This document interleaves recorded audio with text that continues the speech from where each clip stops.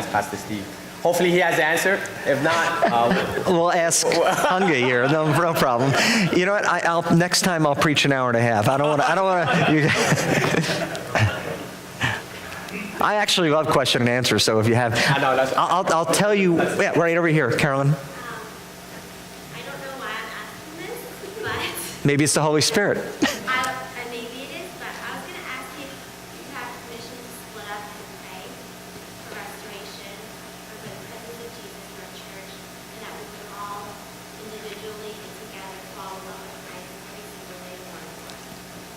I think that is a great prayer. Ever hear of a guy named Rodney Howard Brown? Maybe you've heard the Vineyard Movement for a while had this thing of laughing in the Spirit.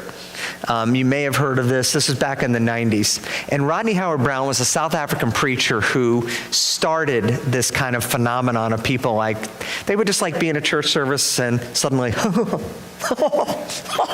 and it was just this laughing in the Spirit kind of thing. Well, a lot of evangelical Christians mock them, and I always like to hold back and say I'd like to observe it myself. So Rodney Howard Brown came to New York at a fairly large church called the Upper Room Tabernacle, and I said, I want to check it out. And I went to this church. It's a very Pentecostal church. And I noticed they were singing a lot of upbeat songs. Some of them you might remember, Celebrate Jesus, Celebrate. He is risen, he is. Anyway, I'm watching the congregation, and they're dancing in the aisles. I mean, they are into it. But you know what? I turned to my Baptist wife. You know, we're conservative people.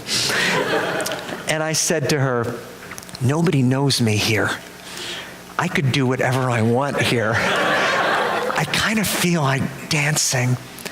But to make the point I'm making relating to what you said, I noticed that when Rodney Howard spoke, and he actually used the Ezekiel 36 passage where it says, I will take your heart of stone and give you a heart of flesh. The people who responded emotionally with laughter and things like that were the very same people who were dancing in the aisle. And something hit me, that those folks in the aisle were insatiable for more of Christ. Now this new preacher comes along and he says, there's something else God has for you, it's laughter. And you know what their attitude was? If he's got something else, put me in the line for that. Now, whatever your theological persuasion, I was attracted to the unquenchable thirst for more of God. That is what intrigues me. And that is what I would say is the answer to the prayer. Because if you guys are satisfied with what you have of Jesus right now, you're missing something. Because how does Paul put it? I'm actually going to talk about this on Sunday. But Paul says, whatever was to my profit, I consider loss for the sake of Christ. What is more, I consider everything a loss compared to the surpassing knowledge of knowing Christ Jesus my Lord. And then he goes on to say, I want to know him. I want to share in the fellowship of his sufferings, becoming like him in his death. And so somehow to attain to the resurrection of the dead, not that I have already attained this, but I press on to take hold of that for which Christ took hold of me. This is St. Paul, not satisfied with the level of Jesus he had in his life. I'm fascinated by that. All right, anyone else question? Thank you for that statement, Carol. We just address what Colin said. We will be doing that in our discussion group tomorrow. So you read my mind. So hopefully that discussion group leader can lead that. Any question for Captain America? Actually, I want to ask Lillian, is he really Captain America? Okay. I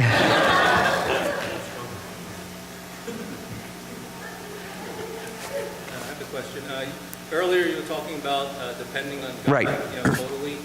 And I guess the question is, how do you discern, how much you're depending on God and how much, I guess, initiative you should take yourself?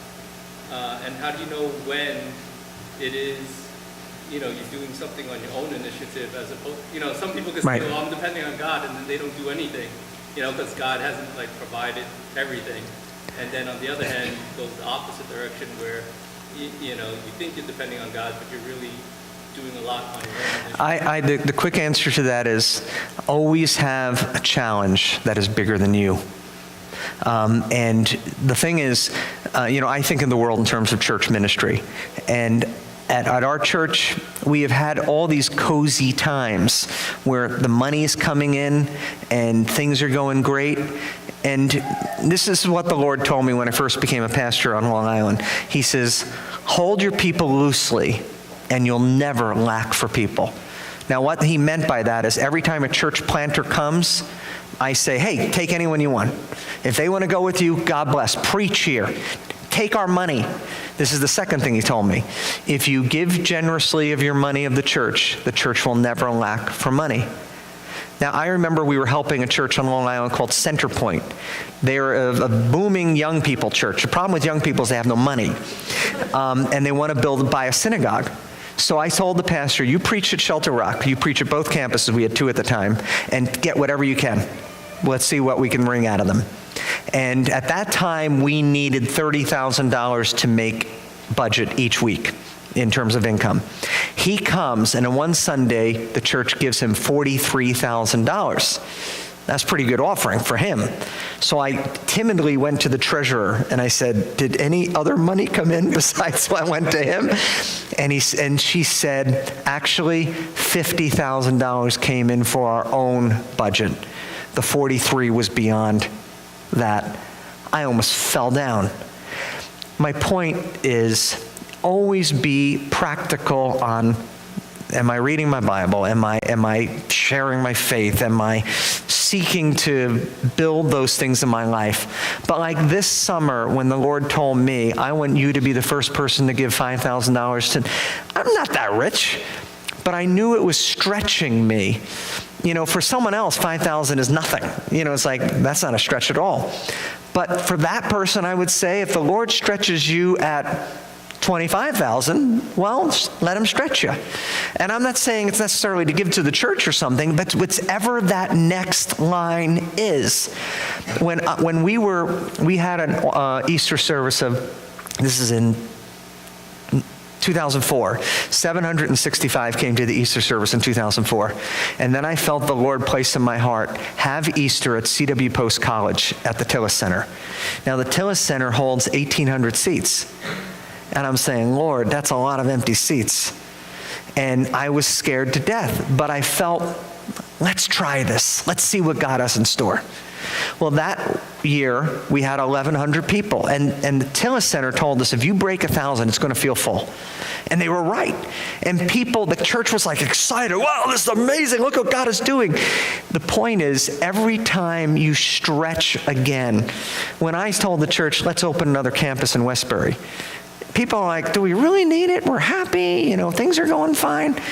But you know what? It's scary. We needed now Sunday school teachers. We needed now worship leaders. We had 3 worship teams we had to pull off every Sunday. That's a lot of worship teams, to keep gathering. And yet, since it opened, 25 people have come to faith at Westbury. I mean, these are new conversions, people who were not going to church before. So the answer is, I think you always act practically. I mean, you want to raise Christian kids. What does it mean to raise Christian kids? You take them to church. Make sure they get to youth group. Have family devotions. Those are all practical things. But then beyond that, take those steps of faith. Like, let's go on a mission trip together, son. Let's go and visit here. And that's where you're stretching again. That's where you're aiming for new territory. So I think that tension, I think Asa gives a great example. He was a very forward, in the beginning of his life, that is.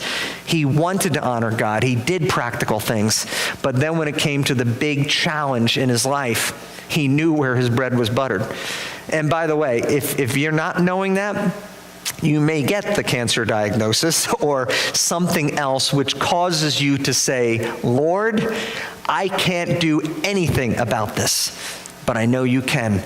And that is a sweet spot. It's a painful spot, but it is a sweet spot for God to do. Because the thing is, only he gets the glory then. I mean, my kids, my poor kids, they have a pastor for a dad, which means they end up in illustrations and things like that. I have a woman in my church who is a pastor's child. Every time I use my kids in an illustration, she pays them $1 because she said, I had to live with this all my life, so every time your dad mentions you, I'm going to give you $1. So my kids love now when I use it in illustrations because the woman comes up to them and pays them off. But in the journey of being a pastor, now where the heck was I going with this? It's something about dependence on God. Something related to my children too. Anyway, depend on God. That was the point. Uh-oh, pastors get nervous when another pastor asks a question here. Could you tell me the preterist view of Revelation? Can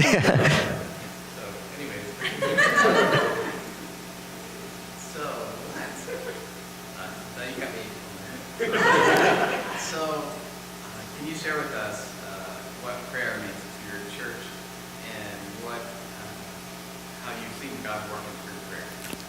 Great question. I have a great reputation of prayer at my church. I came to the church and there was a little runty prayer meeting of around 6 people in a church of 400. And I thought, as pastor, senior pastor, I should go to this prayer meeting. So I went. And then I had a whole message series called Vital Signs. And I changed the prayer meeting from Wednesday night to Tuesday night because I wanted to mirror the Brooklyn Tabernacle because they're known for prayer. And I said, we're going to move it to the sanctuary. We're going to have a worship team. And I preached it for 4 weeks. Well, the first prayer meeting we had 72 people. And I was like, yes, this is happening. This is going to make it. This is going to be good. The next week we had 48 people. The next week we had 28 people. The next week we had 18 people. The worship team said, do you really need us there? The 5th week we were back in the basement. And eventually, I reached a point where I said, I can't do this. I just stink at this. I'm not good at running a prayer meeting. And I closed it. I stopped it. Well, God needed me to basically sit down and shut up. So, a man comes up to me in church and says, I think we should have lunch because a number of people are calling me pastor here, and I think you should know why. So I took him out to the Landmark Diner. His name was Pastor Frank O'Neill, and he was one of the pastors at the Brooklyn Tabernacle. And he said, I just want to let you know why people are calling me Pastor O'Neill is because I was pastor there. And I said, Pastor Frank, what would you think of running a prayer meeting here? And he started in the basement, moved to Fellowship Hall, and now they meet in the sanctuary. The exact opposite trajectory of me. My point to answer that is prayer is crucial, but I think in my case, we're talking about the Holy Spirit. What is your gift? Where are you gifted? I was not gifted to lead a prayer meeting. But Pastor Frank, because of his Brooklyn Tabernacle experience, he said to me, Steve, it's important that the senior pastor shows up, because it communicates value. And so I show up pretty much every other week. And the reason it's every other week is because I also have a date night with my wife on that night. And Tuesday night is the night that the theater's half price in Hicksville. And my wife and I go to movies. And so Pastor Frank understands my wife is important too. So I go every other week. But the answer is it's crucial. The story that I told when I was speaking before about coming to this church of 70 people and having them hire me as a pastor, this is kind of cool. The elders of the church were reading 2 books at the time. One was Jim Cymbala's book, Fresh Wind, Fresh Fire. And the other book was Henry Blackaby's book, Experiencing God. Now, Jim Cymbala's book, his whole point is pray. Come to God in prayer. And Henry Blackaby said, work where God is already working. So, the deacons of the church say, clearly, God is already working. He has given us a seminary graduate. Steve just finished Trinity. What if we hire him and tell him don't apply anywhere else? Okay, they wanted to work where God is already working. And they said, but Jim Cymbala tells us we got to pray. So we gathered the church for a lunch, and we said, we are sensing as elders that we should bring Steve on as a pastor. But we currently can't make the budget for our current senior pastor. So this is clearly going to have to be a God thing. We want you to go home and pray. And everybody was given a postcard to say, tell us what you think, whether we should bring Steve on to this church. There were 48 people there. 48 postcards returned. 47 said, let's hire Steve. 1 said no. And he wrote on the bottom, I just don't think we can afford him. Well, we came to our vote June 8th. The congregation voted. The vote was 48-1. The same, person voted no. And now it was scary time. Now we're trusting the Lord. I'm resigning from Amtrak.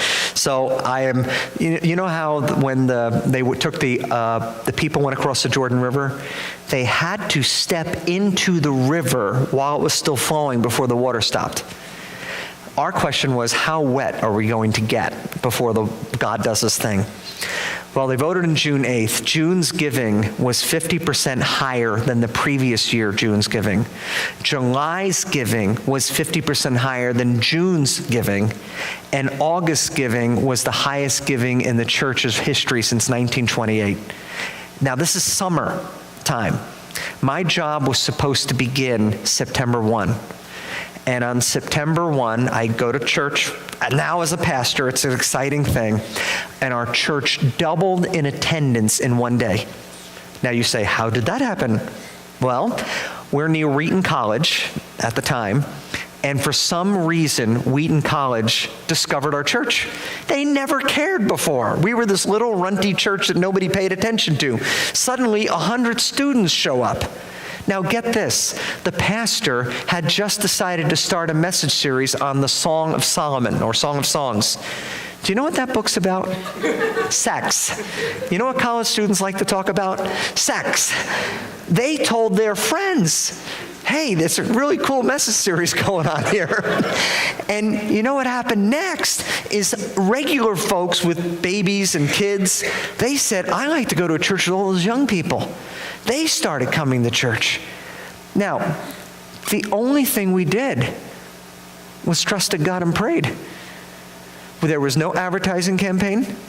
There was no, special, event. We didn't bang the drum in the community. We took no ads out. We prayed, and God did something phenomenal. But I might add, we prayed about something that required faith.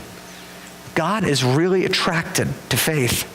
He loves when people step out on the thin ice and trust in Him. And so the answer is yes, prayer is crucial. Oh, this is another cool thing, real cool. How much time we have? 2 minutes? So I felt led in my office. This past March. And I said, I really want to look at the Asbury Revival. Now, Asbury is a college, Christian college, Kentucky, I think. And there was a really cool revival there that took place in 1971. And I said, I think I have a video of this. So I looked through my library, and there's a video of the Asbury Revival, VHS. I don't have a VHS player anymore. But then I thought, wait a second. YouTube. I bet this is on YouTube.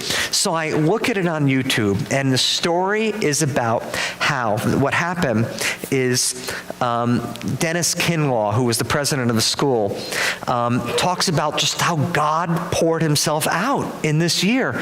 It was a chapel service that started at 10 a.m., and he was on a visit to Canada, and the person who's in charge of chapel called him up at 10 o'clock at night, West Coast time. And the rule was, don't call the president when he's traveling unless it's an emergency. And he says, what's up? Why are you calling me? It's about the chapel service. What's wrong? It's still going on. What do you mean it's still going on? Now this is from 10 in the morning when it started. It's now 10 at night. And he told them, the students just started giving testimonies. And then people started repenting, and it just went on. It went for 2 weeks straight. of nonstop chapel services, and then it started spreading to Christian colleges all over the nation.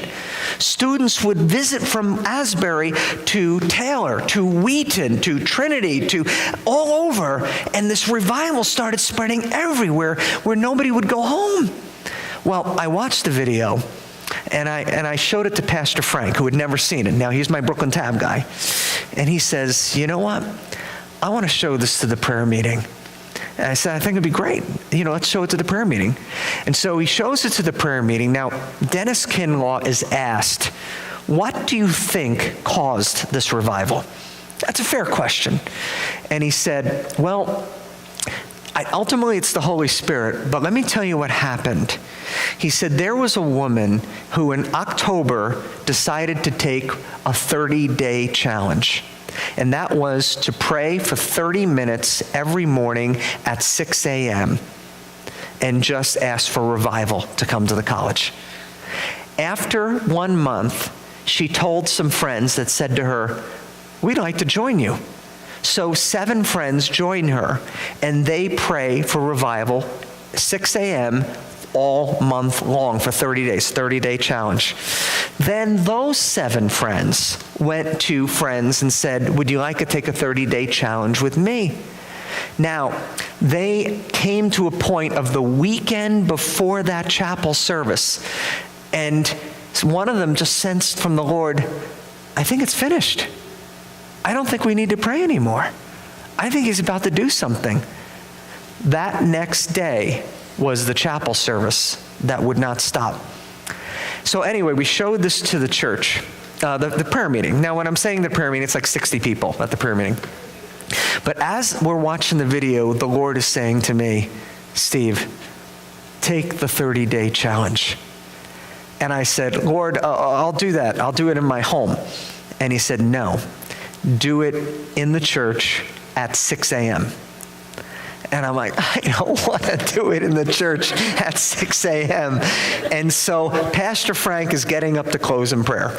He said, okay, I'm going to ask so-and-so. And I said, Pastor Frank, stop, please. I have to say something out loud. And I said, friends, I'm going to say something. I'm not bragging because I don't want to do this, and I'm kicking and screaming, and I'm only doing it because the Lord is telling me to. My heart is not there, but I feel the Lord is saying I need to pray for 30 minutes every day for 30 days, just like this video mentioned, at 6 a.m. I'm going to be here tomorrow morning at the church at 6 a.m. If anyone wants to come and join me, your lonely pastor will be happy. Well, 4 people came up to me and said, see you tomorrow morning. Our Syosset campus heard about it, and they said, we're doing it too. Then, now get this is so cool. Gets me excited. The lead pastor of the Westbury campus, he had already started putting his team together. There is no Westbury campus. This is back in now May. The Westbury campus pastor says, you know what, I think I'm going to pray under the canopy of the building we will be renting in October. His team members said, we want to do this with you. So we had 10 people praying in Manhasset at 6 a.m., about 7 to 10 people in Syosset, and then about 5 to 8 people under the canopy in Westbury every morning at 6 a.m. And then after the 30 days were completed, which was like somewhere around June 8th, I think, the Westbury people said, we ain't stopping. We are going to keep praying under this canopy until the doors open. And people started meeting. Now, Westbury is like a little city, you might say. People would walk by. Prostitutes would come by. The team praying for them would give clothing to the prostitute. The homeless guy, they pray with them. There's a Dunkin' Donuts across the street, and all these people getting their coffee. Like, who are these lunatics praying under the canopy every day? And I told the church when we opened on October 4, this is the most prayed for campus ever. You know, on our first Sunday, 429 people showed up at the Westbury campus, and 16 people got saved that day. And, you know, getting back to your question 15 minutes ago, John, that was so cool because God used a reluctant person. And by the way, when that 30 days was done, I didn't stick under the canopy for the next, till October 4. I showed up now and then because I wanted to show them I believe in them. But as pastors, we got to set an example. I do believe that. But when you pray, you're acknowledging publicly that I need God. We want to see what he's going to do. And that is so cool. This was cool. We had a trial service at Westbury because I wanted the whole congregation to get ready. So on June 8th, I canceled all services in Manhasset and Syosset. Did you guys were there that day? I canceled services there, and I said, you can't come to church in those places. There will be no church. Everybody has to go to Westbury. Now, the room holds 800 people. So 2 services, we can hold, up to 1,600 people. And everyone came, or most people came. And the guy who owns the place is a Persian Jew. He was so excited about a church meeting in his building. He's calling all his friends. I have a church in my building. I have a church in my building. And I'm thinking to myself, this is only God. This is only God who would do stuff like that and really bring about, his perfect will. So yeah, prayer is a factor. So if John says, hey, we're going to pray, 30 minutes to 6 a.m., I want to see all you people who live in New Jersey make it to church. That's the challenge of living a little far there. But yeah, it's going to make a difference. We're done? Thank you, Pastor. Yeah.